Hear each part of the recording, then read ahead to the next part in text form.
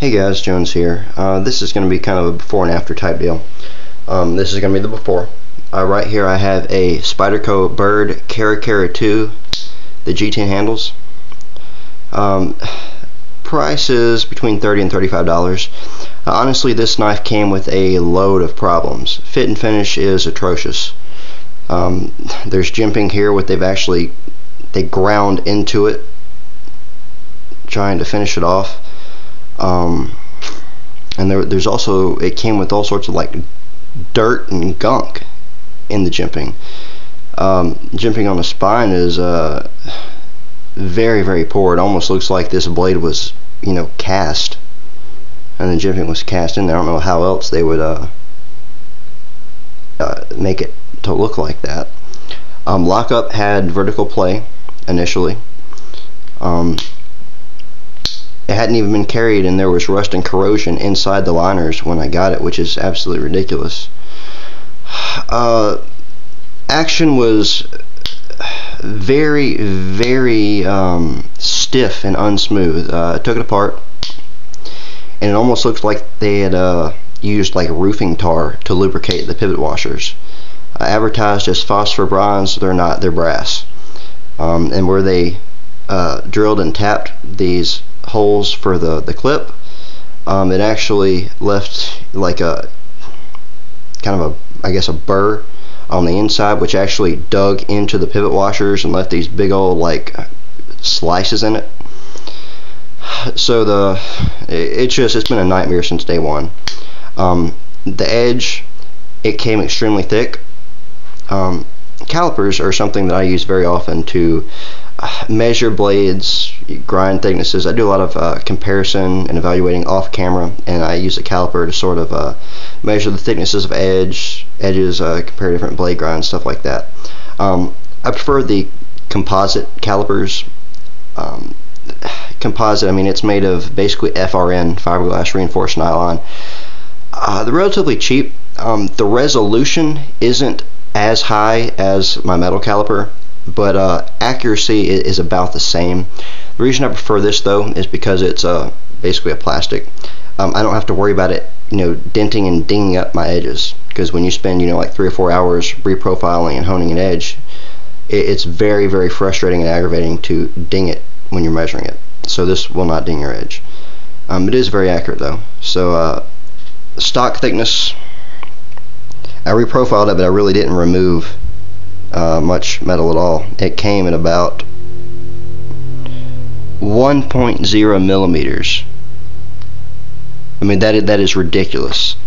It's only a 3 millimeter thick blade, so the edge is 33% as thick as the stock.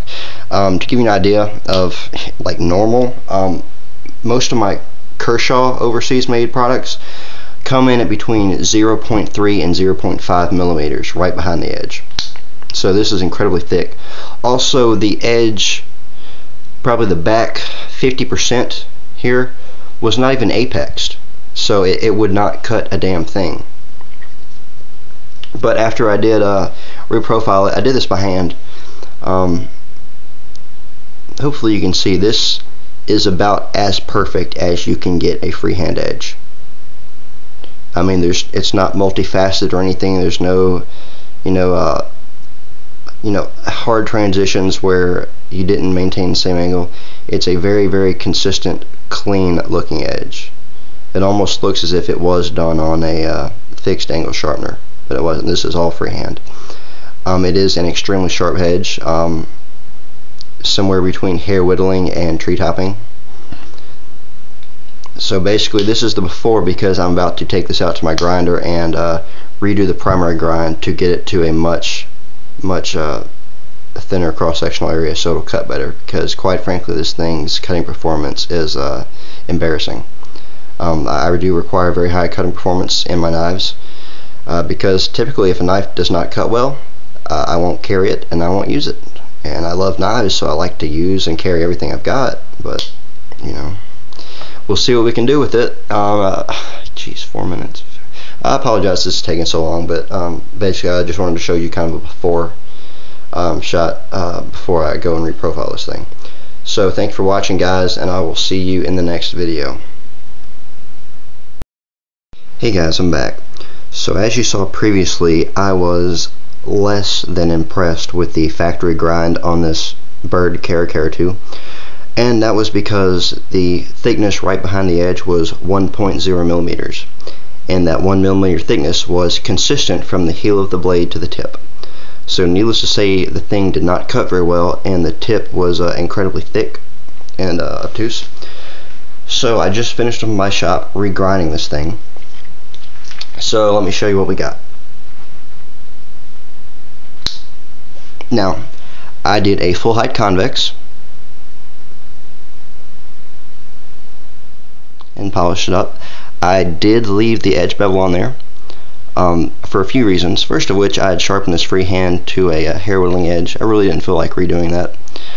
Secondly, because I was going from a flat grind to a convex, really to take it to a full zero grind convex, it would just be too thin behind the edge to lend itself to any sort of more arduous tasks. And also, this blade has already been heat treated and tempered, of course, so when you get down to grinding something that thin, you have a much higher chance of actually burning the metal and, of course, annealing the steel, ruining the heat treat, that type of deal. So I really didn't want to get that close to it, but I did get very, very close to it, as you can see. So this is basically just kind of like a large micro bevel, and it is of consistent width from the heel to the tip. So I'm extremely pleased with this. I know it will cut better now. So you can see this bevel on this side.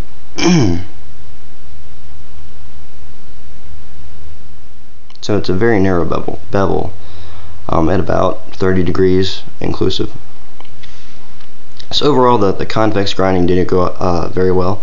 I used a new 80 grit belt. It cut through it relatively quickly, but the whole process of grinding it and then polishing it took me about an hour and a half.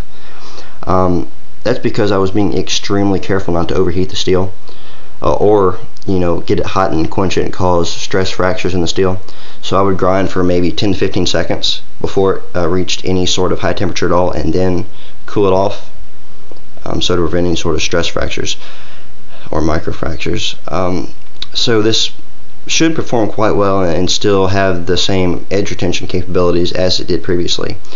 Now, as I said, the tip was incredibly thick, so I distally tapered this all the way to the tip. And as you can see, it is an incredibly thin acute tip now. If we can focus. This was probably the trickiest part because it is so thin. Heat will build up very, very quickly.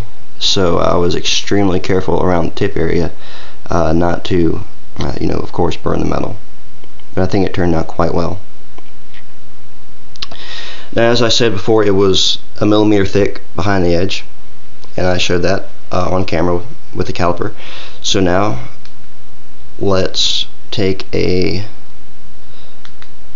another measurement of what it is now. I didn't take this too thin, like I said, so alright, we're at, I don't know if you can see this, 0.3 millimeters. That is very respectable and quite thin, but still thick enough to have a sufficient amount of durability. So that would be 0.01 inches, which is 10 thousandths of an inch. So this thing, I guarantee you, will cut quite well. I didn't even touch the edge when grinding, so it remained relatively undamaged. And then when I buffed the thing, I changed the angle a little bit to sort of clean up the edge with the buffing wheel with green chromium oxide. I think it was 0.3 micron. So it took a while to polish, but it did leave a very, very fine edge. And of course, I kept the angle relatively shallow, all things considered, so as not to round it off. So let me do a sharpness test real quick. I've got a hair here.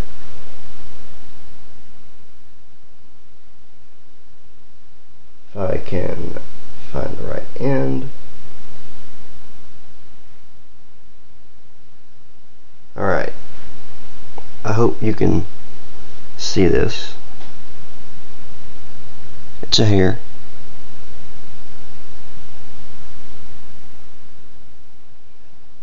I really wish the light was better. So, and it treetopped the hair.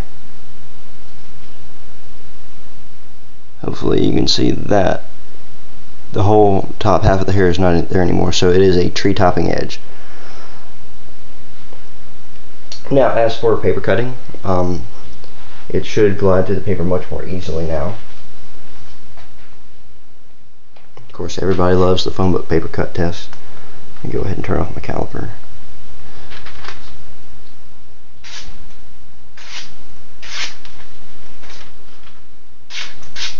Those are push cuts. And a test I like to do is to see if it'll, if the edge is acute enough to bite into the side of paper. Oh, I didn't get my angle right. Being wrapped around the tripod. There we go. A lot of people roll it first and then do it, but I found if you can bite into it like this, that is kind of the ultimate test of sharpness.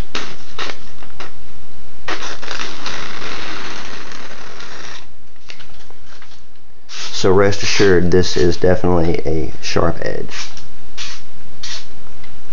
Much, much better than it was from the factory, as its cutting performance really sucked considering that the edge was so thick and the back half of the edge had not been apexed. So I'm happy with it. Definitely turned a poorly built low performance knife into an extremely high performance knife.